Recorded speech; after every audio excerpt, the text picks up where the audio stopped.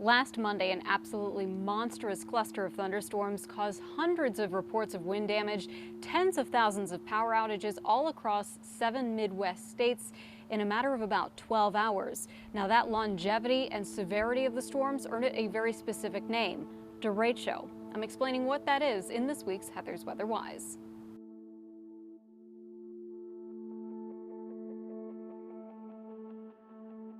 Let's start off with a quick recap. In the wee hours of Monday morning, a small but intense cluster of storms bubbled up in the northern plains. Then, very rapidly, the existing storms fed into new, growing storms until a bow-shaped line was racing into the upper Midwest. 12 hours later, that bow of storms spanned hundreds of miles wide and was causing winds over 70 miles per hour in cities like St. Louis, Indianapolis, and Chicago. By the time storms weakened late Monday evening, over 500 individual reports of wind damage had come into the National Weather Service. And these weren't just a couple of scattered tree branches or missing trash cans. This was over 100 cars with blown-out windows in a parking lot.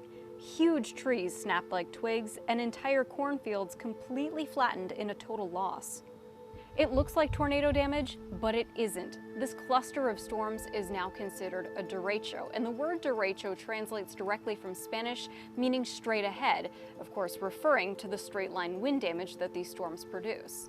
Severe thunderstorms are common in the U.S., but relatively speaking, derechos are not. Western New York is affected by, on average, one every 2 to 4 years. One may blast through the plains in an entire year. Derechos are uncommon because, like a blizzard here, the storm has to meet very specific criteria in order to earn that classification. The storm has to be massive, spanning at least 250 miles. Severe wind gusts of at least 58 miles per hour have to be widely reported, and oftentimes there are embedded gusts that are close to twice that strong.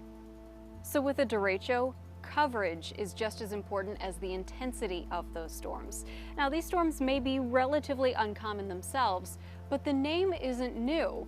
It was actually first used in a journal in the late 1800s. It kind of fell out of fashion for about 100 years, but now in the age of modern radar and satellite technology, the word derecho has been applied many more times since the 1980s.